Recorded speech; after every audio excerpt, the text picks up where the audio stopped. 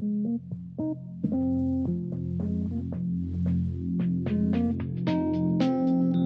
are we here for? What do you truly want? When change is not enough, what do you do?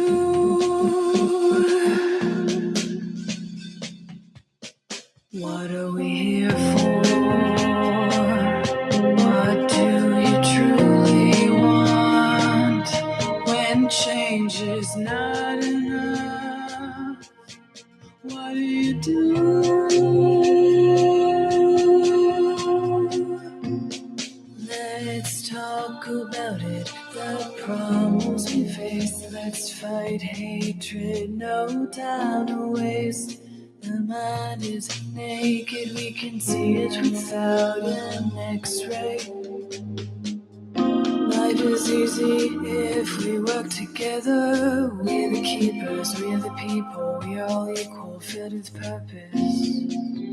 The past has pain, it'll drive you, even make you take aim. But together is where we should aim.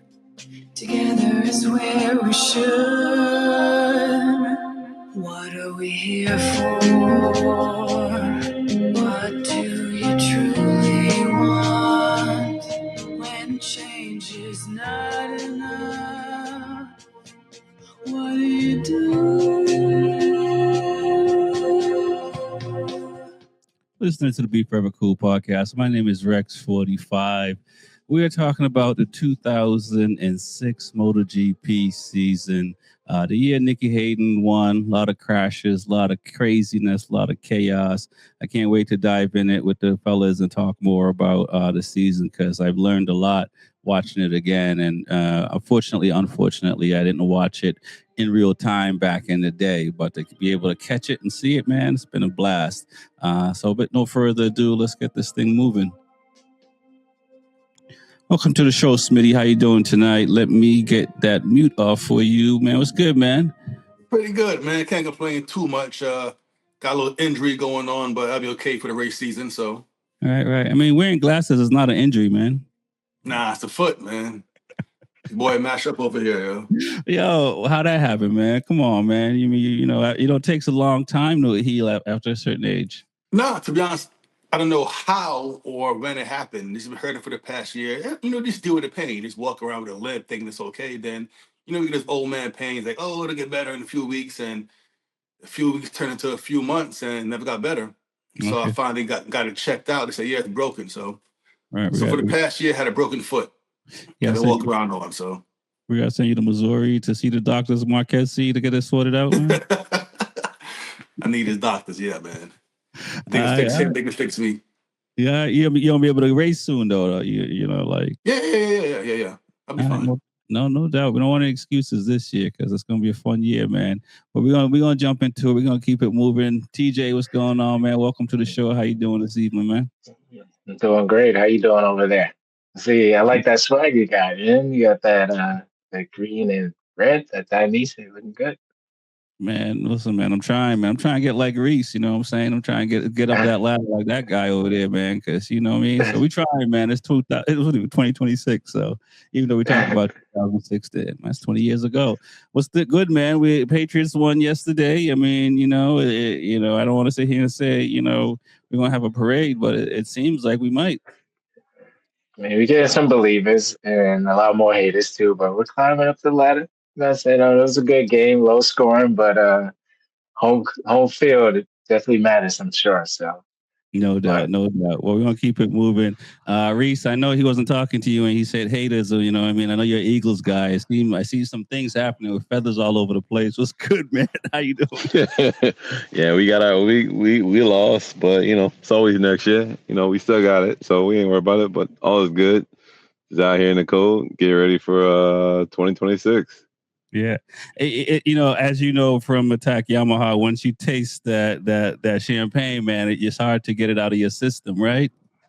Man, it's definitely hard to get it out of the system, and we won it back, and we won it back this year, man. We definitely want the title, so we'll see what happens. No doubt, no doubt. Speaking of titles, it's crazy because Rossi had the title for 5 years in a row.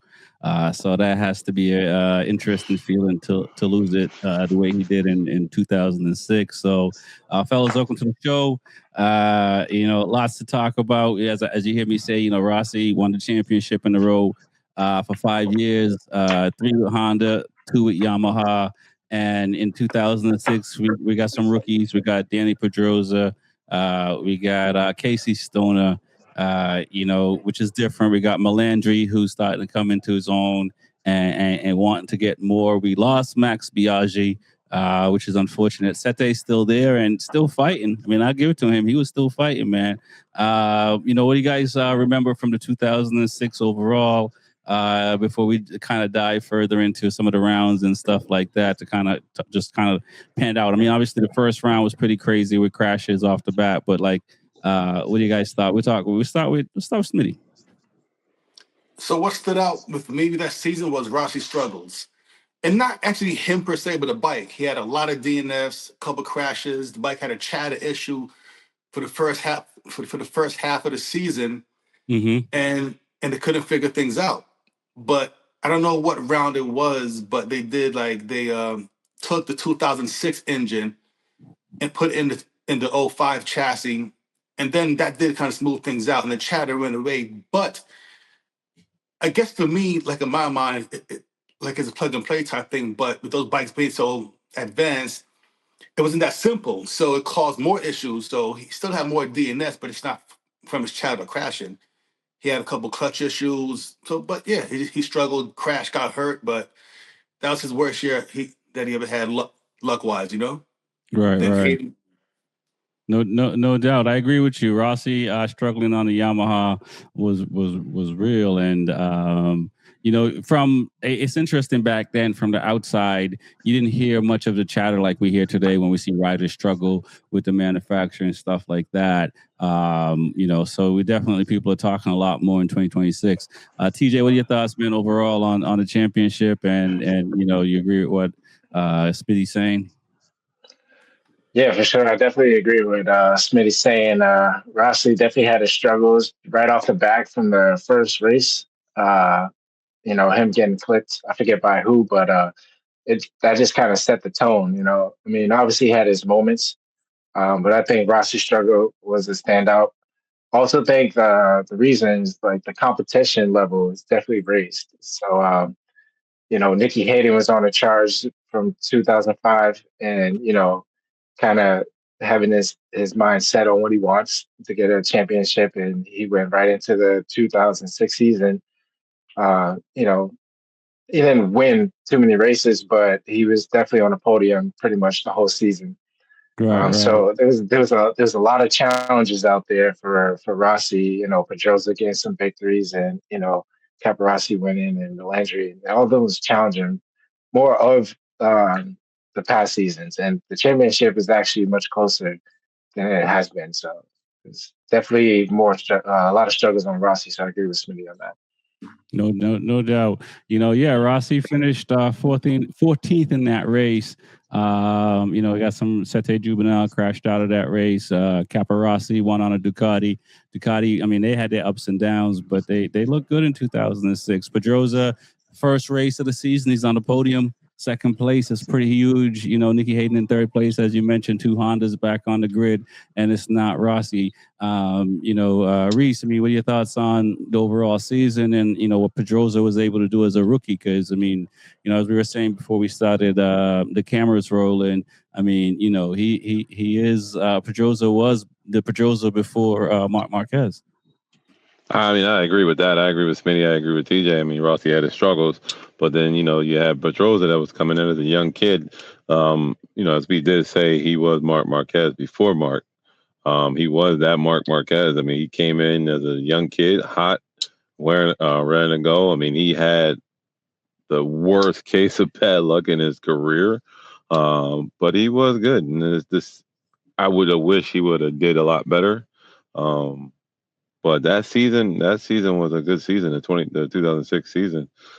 Just how everybody came in. Nicky was hot coming in. Rossi And I think that year, that was the year that Pedrosa clipped Rossi at one race, and it was the issue there. I think that was one of the issues one time. I think that was the season. Yeah, Um, I believe so. Smitty was sorting that out with me. The second to last race is what he's saying.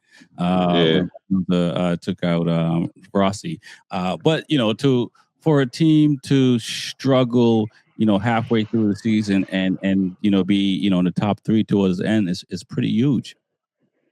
it is. It's pretty huge to be up there. In the top 10 or even in the top five. It is definitely huge to be in that position for a team. That is definitely. Right, right. Hey, Go ahead. I'm gonna chime in and correct y'all. Something some of y'all just said. He took out Hayden, not Rossi. Pedrosa. Oh, he's saying to it. No, okay. So towards the end, Right. Petrosian took out Hayden, but Took out Hayden. that first round that Elias Tony Elias made Rossi crash. Right. took out hit Pedrosa, and Pedrosa took it made Rossi run off or whatever because Rossi was able to remount. And one of the few times he couldn't finish on the podium after running off a crash, which is pretty wild.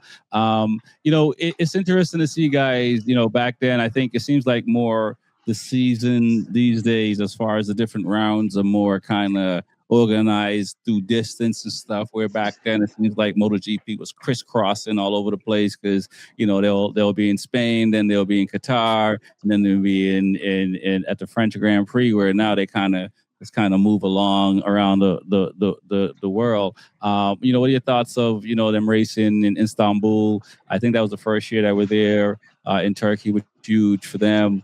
I think Rossi, the struggles can still continue. But what are your thoughts on just the scheduling as looking back on it now, and just I think it's much better these days. What are your thoughts, Smitty? I won't say it's better or worse. To me, it's bad regardless. I mean, all that traveling, the traveling the guys do across the country, from Japan to US to Europe to I think even yeah, just it's a lot. So I mean, but was it worse back then? I don't know. I can't pinpoint all the countries and say, well, they should have did this round first and that round second. So I don't got my map out right now to tell you what's bad. I'm not good, so I can't call it that way. Not sure. Okay, no doubt, no doubt. Did you notice anything like that, TJ, with the traveling? Because I definitely did. Sitting here looking at it, and it's just kind of like it's the Spanish Grand Prix, Qatar, Turkey, China, France, Italy, Cataluna, Dutch. Pretty crazy. What are your thoughts?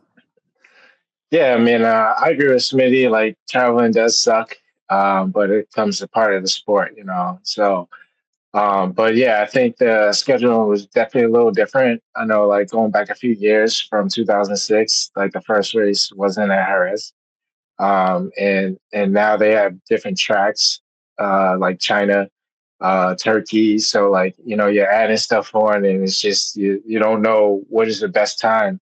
And now we see, like, I don't know when they changed over at Qatar, but they're racing in the daytime at this time. So I don't know if they changed their schedule with Qatar at a different time of the year and switched to the night. So like, yeah, the schedule has been all over. I think it's a little better now. How we jump region to region is a little more, it takes a little more away from you so you can actually focus on racing, I guess. But still comes with the sport of traveling. So Right, right. Reese, tell us about it, man. You travel with the team and stuff like that. Do you ever say, why don't they schedule it this way versus what you see on the calendar in a certain year? Actually, no. It's actually the way it's scheduled and the way it is. The person that does driving and drives the truck and do everything. It's a lot better the way it is. It actually helps the team. So instead of you going from one side of the country to the next and back over, it actually for fuel economy, you're actually saving in fuel. So if I can go here and keep going here, it just actually make it like a complete clock. Instead of traveling one side back to the other, then back, it takes a wear and tear. It's a lot of wear and tear on your vehicles. It's a lot of wear and tear on the teams, fuel economy, everything else. So it does help kind of save money into the team's pockets. So that's one of the biggest issues. I mean, we all know this sport is based off of money, and the less money that the team has to spend, the better that they can put into their machines. We can put in the machines, we can pay riders, we can do other things, and more stuff for fans as well. Yeah, no, I agree with you there. I mean, I That think makes sense. they practice, I'm sure, just in time finances everywhere these days, and even what Ducati does with how they deal with parts and shipping and buying bikes and stuff like that. It's bikes don't show up until they're sold, so it's pretty crazy to see where we're at today. Looking at the second round, Qatar, Rossi was able to win that. Hayden second, Caparossi was there, Sete was there, Casey Stoner, Pedrosa, Melandri. I think we in the modern day we see these guys a little bit more consistent. I noticed with obviously these Pedrosa a rookie, Stoner a rookie, so you'll see a little bit more there and stuff like that. But is it just a natural progression for guys to just struggle at certain tracks and other tracks to do well? What are your thoughts, Smitty? Yeah, I mean, I think as a racer myself, amateur racer, some tracks I'm better at than others. So I think for the pros, same things. For example, we always hear how Marquez does good at those counterclockwise tracks with more left-hand turns, more so than other riders. So yeah, I think they have their tracks they struggle at and not. That's all. But yeah, I think so. Okay, no doubt. I hear you there. Listen, TJ, was it in Istanbul around Turkey? Casey Stoner's on the podium, so he's actually on the podium before Pedrosa is. I mean, we know what these guys are now, but watching back and seeing them, what are your thoughts on like how Casey was riding? And he was on the Honda as well, not on the factory team at this point. What are your thoughts there and seeing these young guns just gunning it out? Yeah, I mean, it was actually really good to see Casey Stoner, what he get second in Turkey. I was Yeah. disappointed in like the way he finished the season. Not that well, but definitely it's good to see like the younger guys actually get up on the podium or at least finish top five. And it's just to see different names out there instead of Valentino Rossi. And like Rossi didn't even get on the podium at that point. It was just basically the younger guys. So, but yeah, definitely Casey Stoner was hearing his name today. Like trying to think back, like, oh, like he must have been a good rider. So, Yeah. glad his younger days, his start of his career ever seems really good. Yeah, no doubt. I mean, Reese, what are your thoughts, man? I mean, we see Ayagura, we saw Acosta, we see Furman Aldeguer, these guys that have come out. We see, I think, Qatar is another rider that was a rookie that was doing really well. We think it's like normal, but it's not really normal for these rookies to just come in and really be up front with the fast guys. It's not normal. I mean, to have one of those anomaly rookies that come in, from the start and just be up there with the fast guys is rare. I mean, the last person we've seen do that was Marc Marquez. I mean, to actually step up that plate.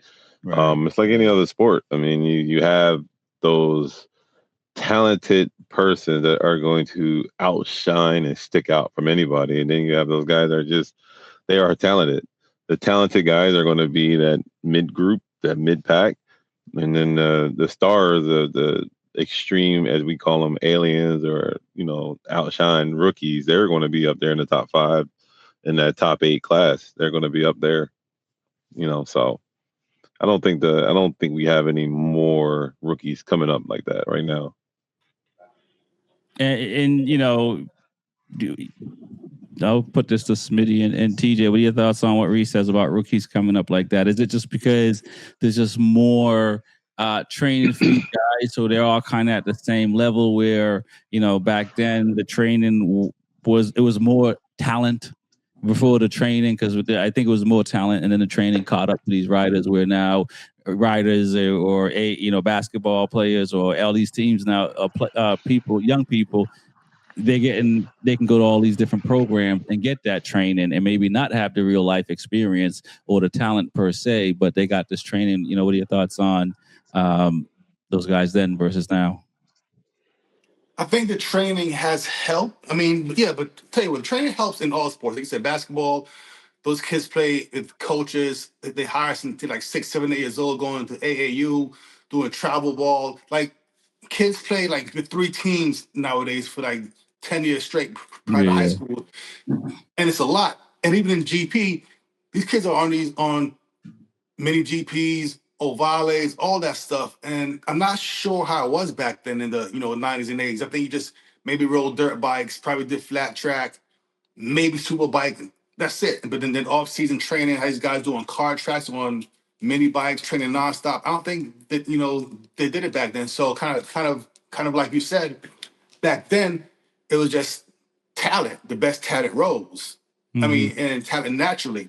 Now these guys work hard, have dietitians, all that stuff. So yeah, I mean, I think the training and modern technology has leveled the gap between the vets and the rookies somewhat.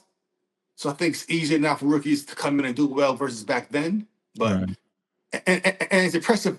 It's impressive back then to see somebody come in like Marquez come in and as a rookie light things up. Casey, making podiums. Danny making podiums. Back then, I think it was harder to do it back then than it is now. Oh, for sure, for sure. Yeah, I see that. TJ, man, you hear a little bit what Smitty said. What are your thoughts on that? Yeah, I think I agree with Smitty too. Like the training, I think is very good for these young riders and rookies. But I think like we're trying to get all these younger kids to get really good, and they're getting really good too fast. So like it's harder to get the older veterans out of the game. And at the end of the day, I think it comes down to money. So like you want to win your championship, so you need your veterans. So I think that's the case in point where Zarco is, re-signed because, he's an older rider that understands, like, even if we would move to World Superbike, some of the older riders we think that will probably get passed on, they still have another season under the belt, like Petrucci and all those guys. So I think at the end of the day, it comes down to money.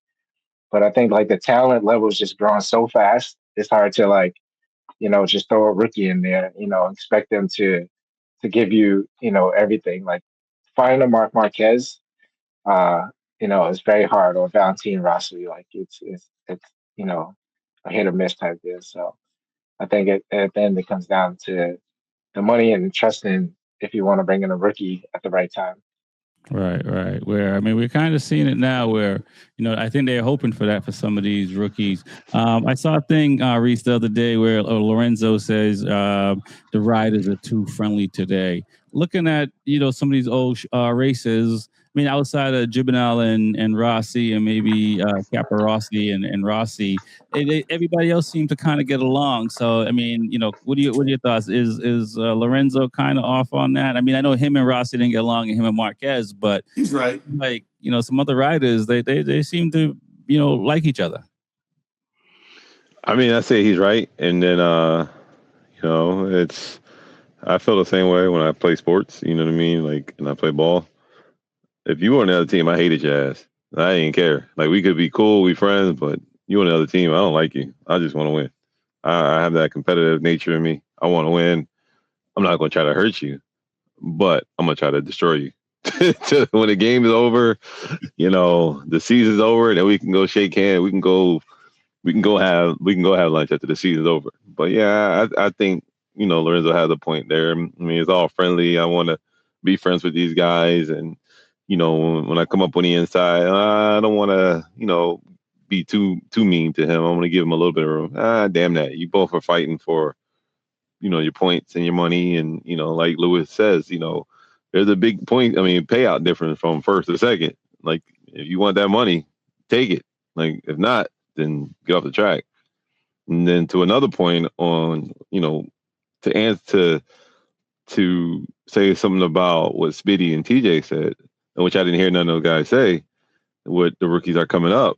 There's one thing that no one mentioned that's helping these rookies come up, and that's the electronics. And then from back in the day, the old guys didn't have no electronics. It's all in this wrist right here, every last bit of it. And when we go back to it, we're gonna see what kid can shine from no electronics or minimum electronics now, because you had to do it all in your wrist. Now the electronics is helping. All you can do is just twist and turn and go fast. Yeah. It feels good though. And that's what's helping. If you don't notice, and I didn't say it, but that's why I believe that coming in this year with Top Rack, he's going to be top 5. regardless, because he's blended. And when I say that, because a lot of the rookies, like, only person that has seen somebody like him is a Marquez. But like from Jorge to Fabio, all them guys, they haven't seen nobody like him because he blended that line. He knows how to use his wrist from his dad being in a stunt rider. Now I'm bringing that into the race world. So he knows how to play with that throttle more than anybody out there. Okay. All right. Yeah. I'm listening, man. I'm looking forward to the season. Go ahead. Huh? Hey, go ahead, TJ.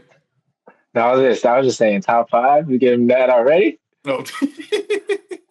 If you hear the story, hear what I'm hearing, you would say top 5. I mean, fair enough. You I'm have just more saying, insight than we do. So, huh? There's good top 5 MotoGP riders out there. That's what I'm saying. I don't know. Listen, when you can come to Coda and you ain't never been on that track, and on some street tires, stock bike, and beat some times that we haven't even touched. Yo, there's a problem with that. I mean, fair point. But check it out. I was saying, but to backtrack on what you were saying about guys being too friendly nowadays, in my opinion, I could be wrong, but the reason why it's the training they have now. The kids grow up training side by side for the past 20 years, so they're friends. Because as kids, kids are friends. They're friendly. They play around. They race.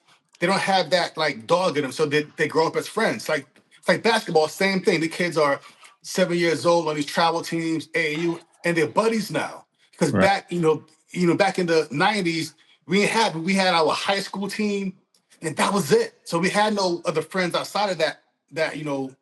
I mean, I had my friends in basketball. I mean, I grew up with them all through junior high, high school, but we was on the other team. I'm looking like, yo, I'm coming to kill you. Okay. But see, in football, like, I didn't have that. It was just me and my teammates. We didn't have so my son played football, but he had like those summer camps, 7-on-7 stuff where you beat all these schools and meet friends, social media, you follow him. And he's friends with all these kids from like other states. Like, well, why are you his friend? It's like, Hey, listen, I dunked on my friends. I ain't care. If you was under the rim, I ain't care. I didn't care. I'm like, listen, it's either me or you.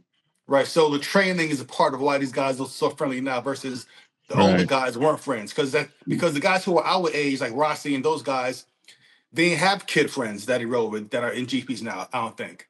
Yeah. So I could be wrong. No, I agree. There's some validity to what you're saying, man. Okay. It is definitely different. I mean, and whether good or bad, I mean, I think if you're a competitor and regardless if you're friends with somebody or not, as long as when you step on the court, you like Reed says, it's that kill mentality. I think that's all that matters. If you're gonna not take a hezzy or open shot or shoot on your boy or dunk on your boy, that's a whole different. You know what I mean? You got to go for it. So you only cheat yourself when you don't. When you're not, going 100. So yeah, it's very different. But let's talk about, you got Melandri's coming up, you got Pedrosa, you got Stoner, you got guys like Edwards who's struggling. You got, outside of Caparossi, some of these older guys now are starting to struggle in MotoGP, which is not.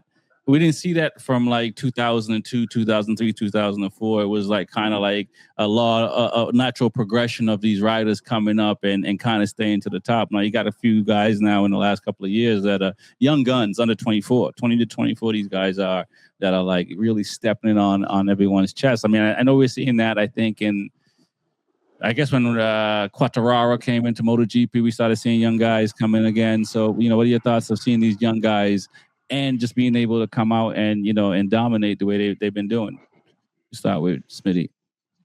Well, to piggyback on what Ray said, and because I think about it, but he made a great point. It's the tech in the bikes. The bikes now are just easy to ride. Well, easier to ride than they were back in 2006. So It makes sense why he said what he said.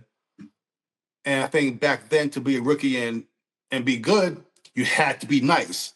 Now you can lean on the bike. Electronics, so I get it. It makes sense what he said. Okay. What are your thoughts? I stole his thought. going from then, from now to then, like I said, with these young guns. I mean, Melandri was nice. I mean, these guys were crazy back then, man. It's pretty dope to see. Yeah, I mean, like seeing the younger guys now being, the older guys, like the young guys now, you see them just putting the pressure on the older guys, getting them out of GP, like, BRG was out of it. Like Colin Edwards struggled. Um, the craziest race I thought of this year, not to like throw it off topic, was I think Colin Edwards crashed out of first place at Athens, I think. And and to me that was just like, I don't know. Obviously, like, like I don't know if that's just that was him just being older, but it's just like those things can't happen. And I'm sure a younger Colin Evans wouldn't let that happen. So Okay. You know, but no, it's just interesting. Like it felt like he had just that pressure because Nikki Hayden was on his ass. And it's just and he got the win. But it's just I just feel like just getting that pressure, and it just put the struggle to him because he's getting older. But right, yeah, no, that was listen, man. I thought Edwards was going to win that, or I didn't think that was going to. I don't remember seeing that race when I watched it before at the end, and so to see, I was still like, oh shit, what just happened?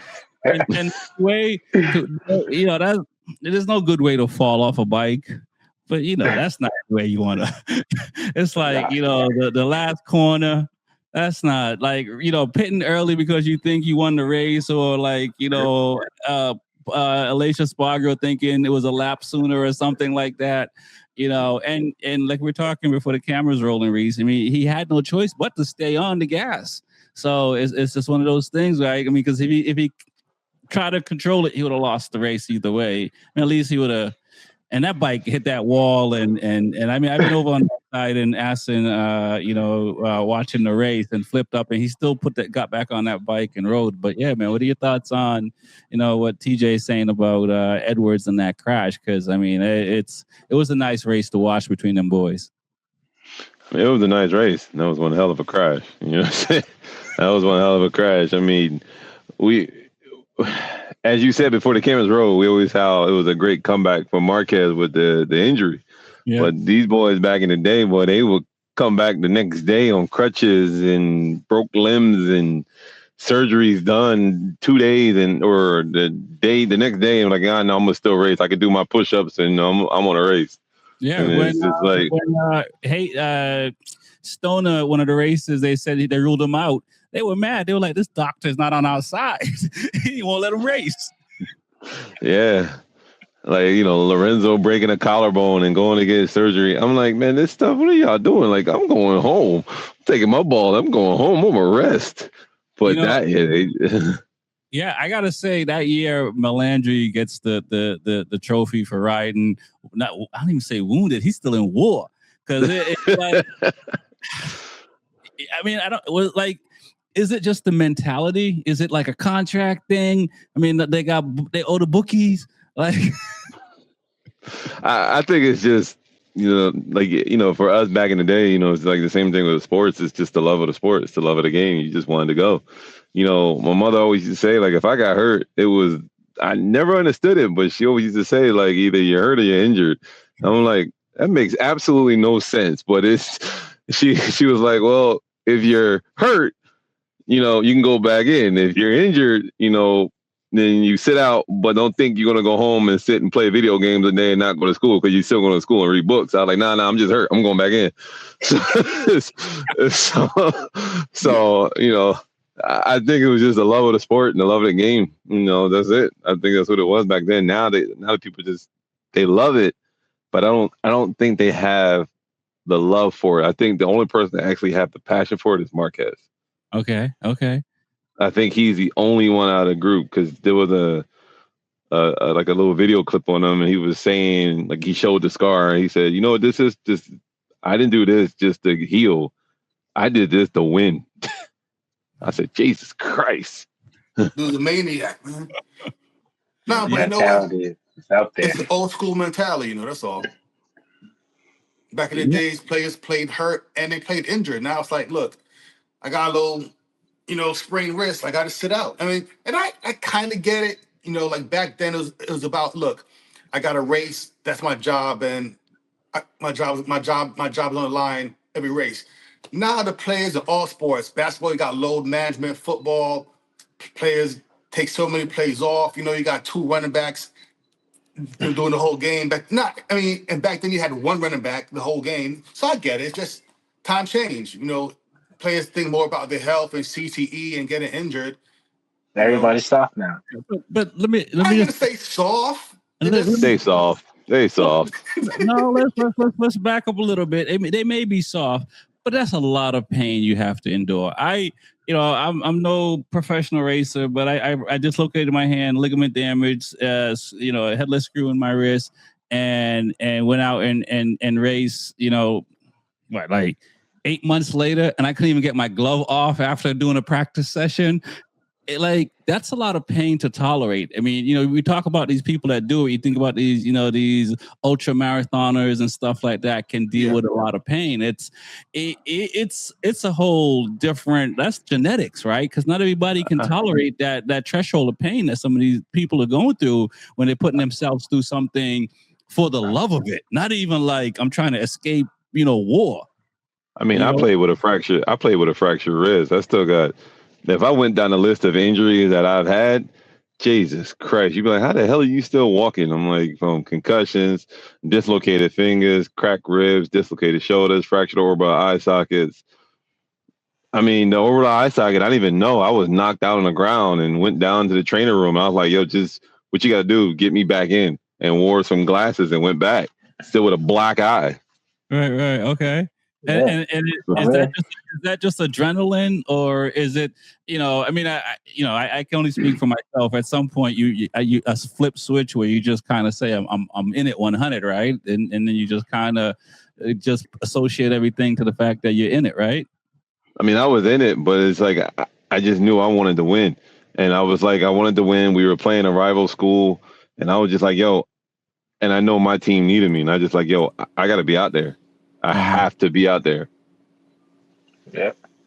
I agree. I agree. It's just like you put yourself in a position to commit to a season, no matter what happens. Obviously, if you get really hurt, then things change. But you got to have that mentality. Like, I come here to win. So I can't settle for being soft. You got to fight through that adversity.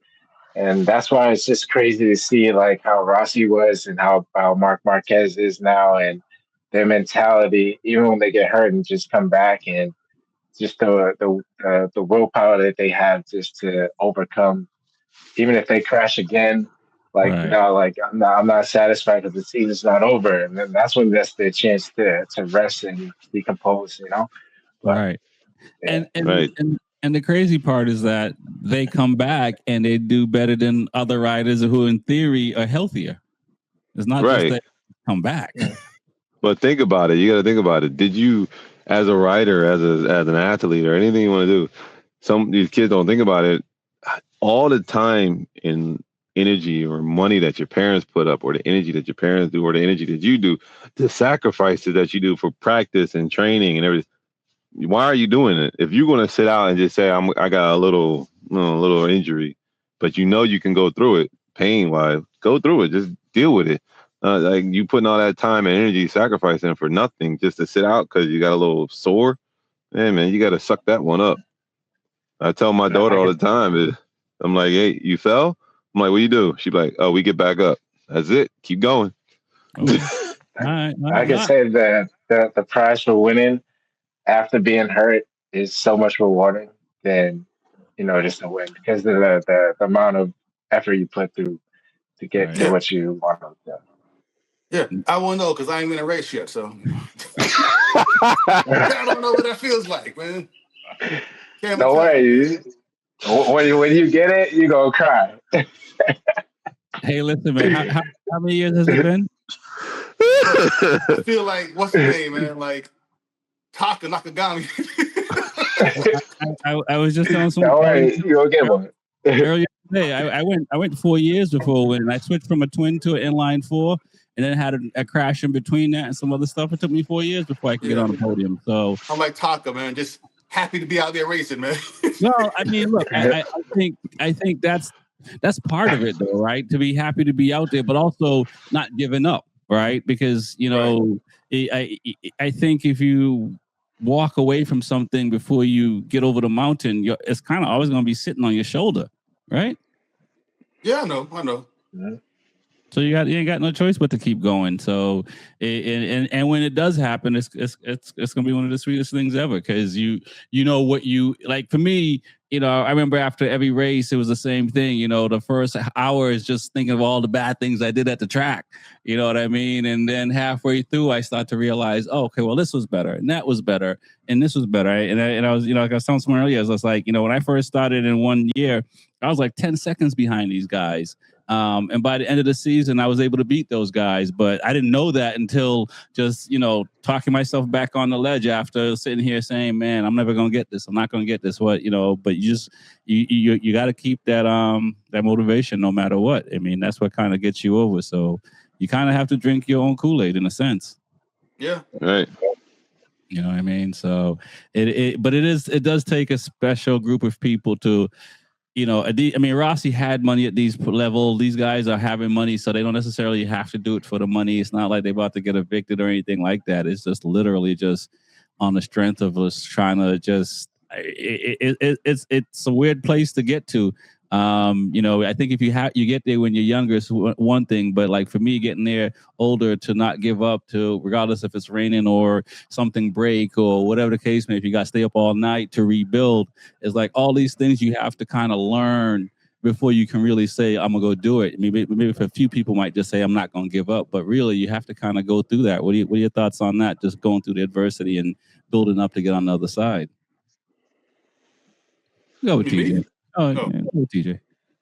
Yeah. I mean, you definitely have to, like, I can convert it to work. Like, you got to get up and go to work and get these bills done to get things paid, because you ain't gonna get what you want. So, like, you have to fight through adversity. It only makes you a stronger person. It only gets you better. It keeps you up with competition. So, like, and it disciplines you. So, like, it's you got to fight through that adversity, and it puts you on yourself on a pedestal. So, like, if I fought this hard and I ended up 10th place this whole year, then, like, let me try this again. I'm gonna try harder, and then if you see results, that yourself is getting better, and you can fight through adversity. So it's very important to fight through adversity. No, I completely agree. So, Smitty, you're not going to give up, right? You're going to keep fighting. This year, until my body says no. Yeah, I'm gonna keep trying. Yeah, like I said, but right now, You gotta get a good start. Get a good start. Till he breaks that foot again. I'm here with a broken foot, so we'll see how this foot goes. So you can blame this whole season on your broken foot that you didn't know you had. See, I guess. But your recovery, you should be coming back stronger. So now you should be moving up some places. Look, I ain't marking my calves, but I'll try my best. Well, got the injuries. I wish. You ain't got no choice but to come back. You ain't got no choice but to try your best. Listen, I'm old, man. I'm not Wolverine. Listen, when I was younger and I got hurt, I would heal the next day like freaking Wolverine, not like old man Logan. My powers don't work no more, So I don't know, man. Man, it took 12 months for that foot right there. So yeah.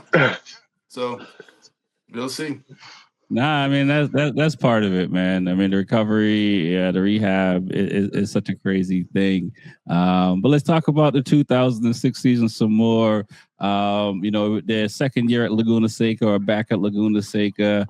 I mean, the U.S. boys look really nice in 2006. Hayden crushed it, yeah. Hayden got he from turn one, he led the entire race again because in 05, like Hayden, he did the same thing. From the first start of the race, he won the whole race. It wasn't even close. 06, same exact thing. But oddly enough, that same race, Rossi had a bad engine. His engine blew lap 5, I want to say. So, like I said, he had a lot of bad luck that year, Rossi did. Oh, no doubt. That's definitely one of the first year. I thought it was another Suzuki rider that was in first place for a little bit in that Laguna race before Hayden took over. Ken was behind him, I want to say, but it was not Ken. The other guy there, not John Hopkins' teammate. I gotta go check I don't know who that was. Yeah. Yeah, I think qualifying. it took him a couple laps to get in first place, but once he did, he was out of there. And I think that also goes to what we were just saying. Like, I don't know the amount of pressure that was on his shoulders to win a race again in Laguna because this is the USA.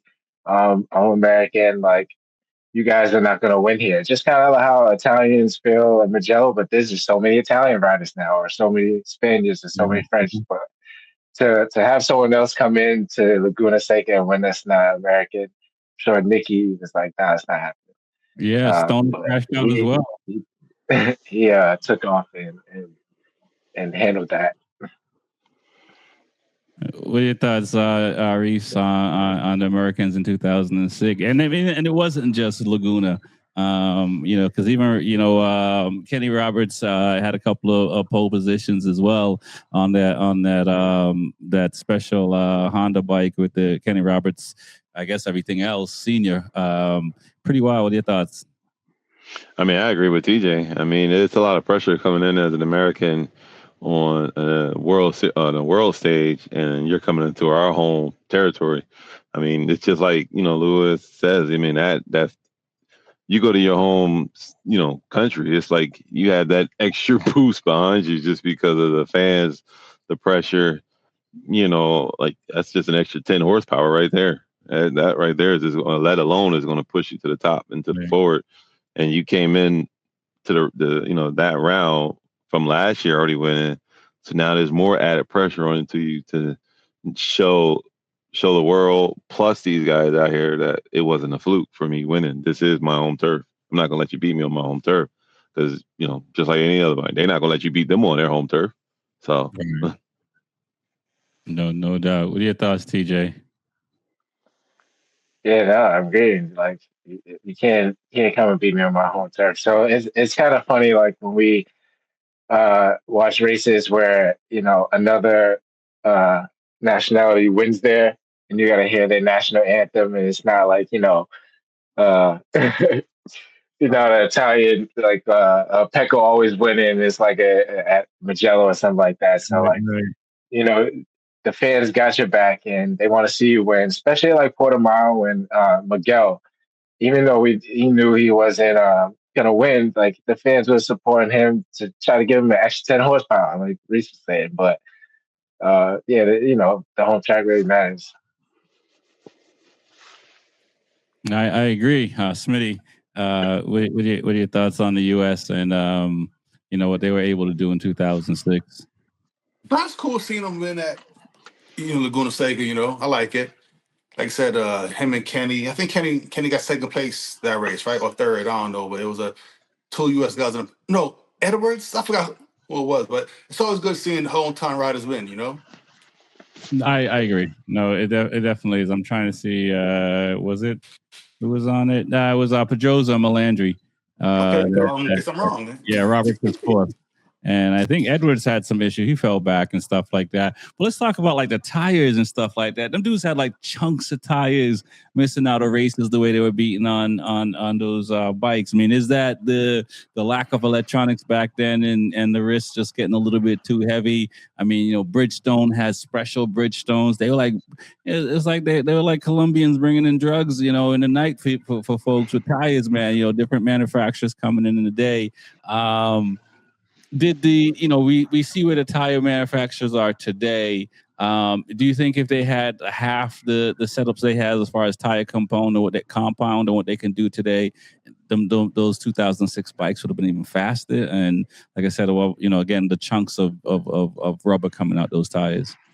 Yes, the bikes would be faster because so I want to say it was the race in Bruno that year. Prior to that, like I said, he had chatter issues, Rossi with the front end, and they changed the chassis to the old one, but he still had it a little bit, but not as bad.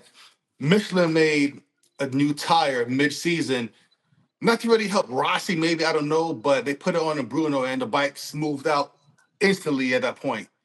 But then also later on, Hayden had grip issues like in the rear. He was slipping on like a lot of corner exits. So I think the tires today are way better. And I think now the guys push the front a whole lot more and come out hard on the rear. So yeah, I'm pretty sure the guys were faster back then. on the tires of today. They're just better. Right. Reese, what are your thoughts? I mean, you see that stuff in the Motor America.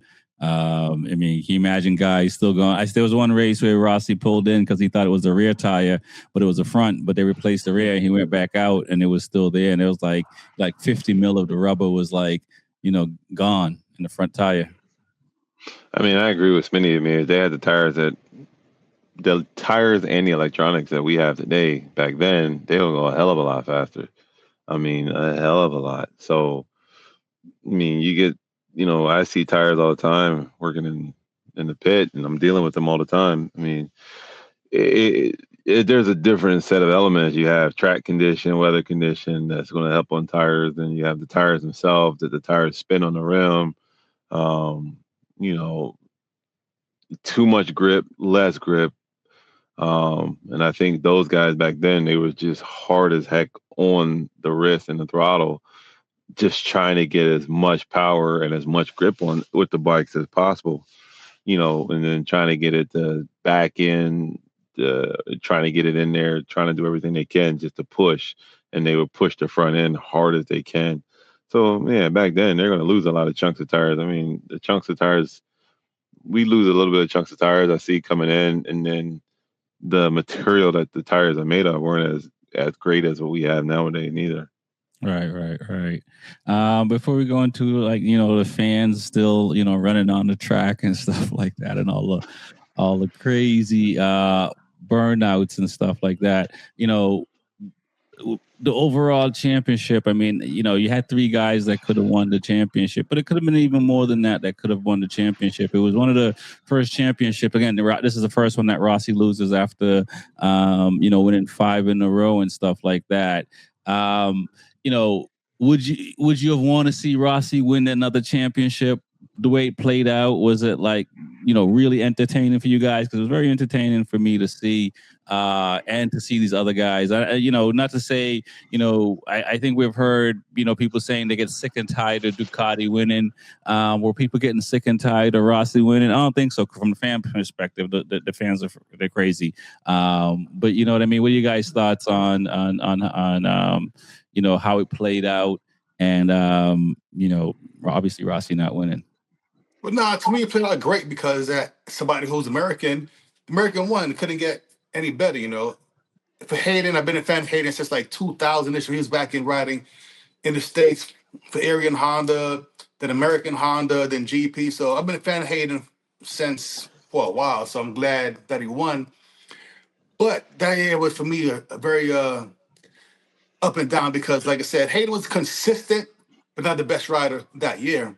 Mm-hmm. And then in the next to last race, when his teammate made him crash, I'm like, damn, it's over with. Because going into the last race, all he had to do is finish 7th, Rossi. For him, that's easy work. Finish 7th, don't crash, you're the champ. But somehow, I don't know how he crashed. He took the front on his own and gave Hayden, the championship. So it was a good year, I enjoyed that year like a whole lot, I agree. I mean, it's a memorable year for everyone, but it was, watching it consecutively, and you get sucked in like any TV drama or anything else, and obviously, we know how it played out, but when you're in the moment, it's pretty wild to see. Yeah, it was. I was mad at Danny. Like, yo, Danny's idiot, man. I hated Danny for a while for that shit. Like, that's your teammate, man. Slow down, buddy. Listen, it happens, man. It happens. Yeah. What are your thoughts, TJ?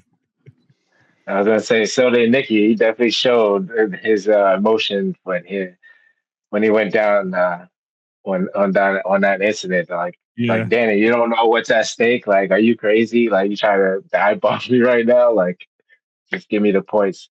But yeah, like, since I'm an American, that like I would be room for Nicky Hayden. But before that, like, Rossi was the man. 5 championships. Like, at that time, everybody wanted to dominate. So I would love to see Rossi win another one. But then you're like, oh, who's this guy coming up? Nicky Hayden.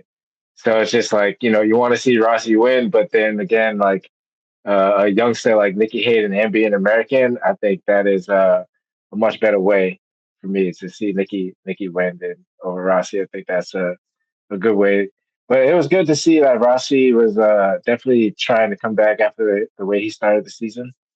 Like it was just showing just how dominant he is because he Right. had it in the bag. Like he did it to himself. And there's Well, I riders mean, today who Yamaha struggled in the beginning, but I think for when you see any sports team that struggled half a season and figure it out, to lose it the way they did had to been like not even just bitter, right? Because it's kind of like yeah, you're doing everything and whatever the reason was, So I mean, one bad move. Rossi's Rossi's come back plenty rounds this year uh, off the grid, like under five. Like I think seventh on the grid, 12th on the grid, and Yep. got on the podium.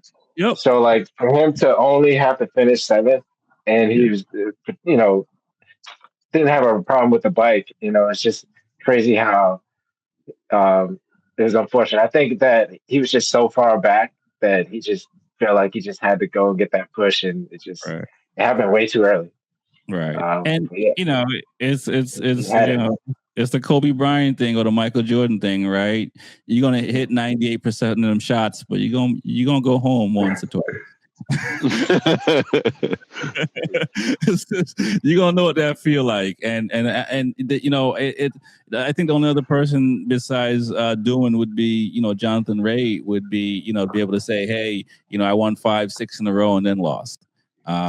You know what I mean? So what are your thoughts, Reese, before we get into the other stuff? But just how the season turned out, wait until going to the last round, because Rossi was winning, with 4 rounds before that left and stuff like that, where this one it was down to the last race. And it's like the kicker for the Ravens there last week, just Choked.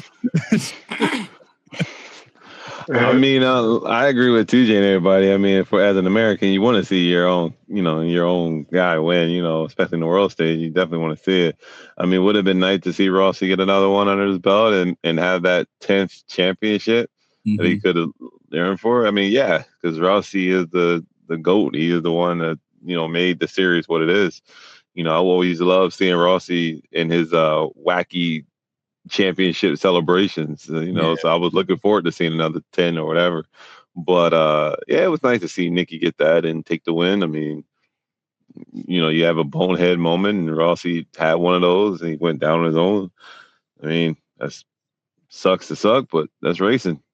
No, yeah, it is, and it was really good racing overall. I can't say it was anything that was given. They had to show up and earn it all, and the way it turned out. So let's talk about some of the shenanigans before we get out of here. One, I mean, are we going to bring back how the celebration like back in the day? Can we hose down the champagne girls? I mean, They need to, man. I miss that shit. They need to. Like I hate boring. Like I love. Don't go like to football. Like I love when T.O. was out there celebrating, doing all that dumb stuff, and Randy Moss and Chad Ocho Cinco was doing stuff like, and then now they get fined for it now. The penalties, it's dumb. Like, go ahead and do burnouts and wheelies and put on a costume, do some. I love seeing that stuff. You know what I'm saying? Shows emotion, shows your personality, but they don't do it the way Rossi did it. So I do miss that part of the sport. The burnouts back then was definitely dope. Yeah, do a pit lane burnout where everybody Yeah. around you. You know what I'm saying? The fans rushing on the track. Dude. Get hurt, get run over. No one got hurt, man. It's one of those things like I would say this like with the carnivals back in the day, like to be in that moment or like Dream Weekend or some of these things like when they first start and how the chaos of it all, how crazy and cool it is, where now it's like all controlled and stuff like that. But to see fans just run out while bikes are still going by, and some of these guys who lost, they upset. They're not even happy. And you're running out on the track, while they passing you and stuff like that. So, man, Dangerous fun, man. I get it from a safety standpoint, but that was cool to see it. And I don't know if these kids today can run out on the track and be safe like how people did back in the day, but it was cool to see. On a cool down lap, yeah, why not? They need to put some like burnout pits. Like if you want to do a burnout, do it here. Like make it in cool spots where you can just pull up and just burn out and just pull off. So they should bring that back. Forget fans burning out on the track. Like You Just know, trying to make more. that's Y'all it. just trying to make more work for me to do when once the bike come back to the fit. Like, yo, now I got to do all this shit right I was, here. I was just gonna All this say, rubber on this bike. Look, back oh, in the yeah. day, you had the guy with a checker flag on the track waving Yeah, that shit That's what I bro. was every day. saying. I was gonna say Right, that. Like literally 12 feet out on the track. right. He's in the middle of the track waving that shit, man. Just go around me. Come on, that's dangerous now because they're Yeah, still full gas at that point. You know what I'm saying? yeah, yeah. No, for Now, real. I now, saw that. yeah, now there's a They booth. Come most of the on, Yeah, track. get on the track again, man. yeah. Yeah, I want to Get see that again. You know, get they this. do that at Loudon. I'll do that shit. Man. They're waving the flag. They No, do it at Daytona. yeah, I'll yeah, do Okay. that shit. yeah, yeah. Yeah. No, that's so some of that stuff should come back, is what you're saying. Hologram, Yes, something. yes, bring it back. All right, all right, all right. Although someone in MotoGP crashed a bike and it landed in the thing where the guy was waving the flag. So I don't know. Maybe it shouldn't be Was that Costa and the there. I think KTM? so. Yeah. I mean, that's you just got to make them higher. That's all. But no, that was pretty cool to see. I mean, it is, and I mean, I've seen some people complaining that the new owners of MotoGP is kind of making it more like Formula One. And I haven't been to a Formula One race, so I don't know what it's like watching Formula One from the television. It looks really good. But seeing where MotoGP is, seeing where all the sports are, seeing some of the things that we used to get away with, but now we can't get away with anymore. Is it are we at a point where there's no return? I mean, like I said, there's going to be no, we can't, the burnouts. I mean, from an engineering perspective, these, the tire guys want to see the tire after the race so they can, do what they need to do and get their data and stuff like that. You got to clean the bike and all that. Is it just the way we are today, and we're just not going to see that, or unless the rider is the owner of the team? Now, what it is, we are at an age where safety and lawsuits are number one priority now. Simple as that. I mean, because I get it. Like, imagine some rider doing a burnout in pit lane and he kicks up a rock, hits him a fan in the eye. That's a lawsuit. Honestly, it is. So I get it, but I still want to see it. Then don't run your ass out there in the pit. Then stick your Yeah, ass in the right, pit. right. You're right behind the bike, rocking your eye. So I get it. Safety and lawsuits and everything. I mean, same thing in football. Everybody's CTE, concussion, so now it's like no hits to the head. And I get it. Those guys are paying those older guys money still because they've been hurt. So now they're trying to avoid paying the guys paying now. Like 10 years from now, but I don't want to pay your bills 10 years from now. So I get it. Okay. All right. Safety first. Got you. So, all right. Boo. I know, man. All right, guys, man. I think that's it. Did I miss anything? I mean, there's a lot in 2007, 2006. I'm looking forward to 2007. I will say that I didn't, looking at Ducati didn't really struggle yet, right? I mean, this is like their fourth year in MotoGP, and they're still winning races. Even though they struggled a little bit last year in 2005, Caparossi in 2006 looks really good on the Ducati. I mean, that's still pretty impressive for a new manufacturer to come into a sport where other people have struggled. We can't leave Reese without you talking about Ducati, man. Come on. I don't care about Talk about Ducati. No, I ain't gonna talk about Ducati. I hate red. I hate red. But one thing we didn't touch on. One thing happened that was pretty special that year was Tony Elias beat Rossi by like 0.1 of a second. That was his first win. Yeah, and that was the smallest margin of victory ever in a race at that point. Yeah, we didn't talk about Elias. Elias was nice. I mean, granted, he crashed out early on and took some people out. But got his first smaller win. guys. Yeah. It's pretty wild to see, these all these guys in MotoGP, when they're young. I mean, I Melandri and some of these guys I've seen more in World Superbike later when I got into the sport. But, It was some nice riders. I mean, I don't know what happened, why they transitioned out. I can't believe it was just skill, because some of these guys went on and won world titles in World Superbike, right? Yeah. Mm-hmm. So is it just like, you think it's just business and more or less, because No, you just had to make way for the new young up and coming guys coming in. Everything the young guys were doing, they were doing something different. The machines were changing, and they were doing something different. What the old guys were doing, they took that and just upped it. I mean, you got to look. Well, the back, I can't remember what year, and I think it was Kenny. I know it was Kenny Roberts, but I don't know if it was senior. I think it was senior. He came in. Everybody was just kind of going around the corner. He came in with the knee down and got faster than everybody. Right. So it's just something they take every time and every year, the new guys, and they just transition to something different and get faster. I mean, you look at now what Jorge Martin came in with shoulder down. Right. Yeah, and 2006, like I guess a little bit in 2005, Rossi was starting to dangle the leg a little bit, or just to have it out. He wasn't dangling yet; he was just starting to have it out in some turns, some tracks, not all the time, and stuff like that. So it's so interesting to see like that starting to happen, especially where we see it now. Yeah. It's pretty wild. So yeah, that's where we're at. That's why they left and went to World Superbike. Said we can't keep up with these guys. We can't keep up with the young guys, man. Yeah, that's always the way. My name is Rex45. It's the Be Forever Cool podcast. We got Smitty from Smith Start Racing, TJ with Two Wheels and Coffee, Reese from Attack Yamaha. Peace.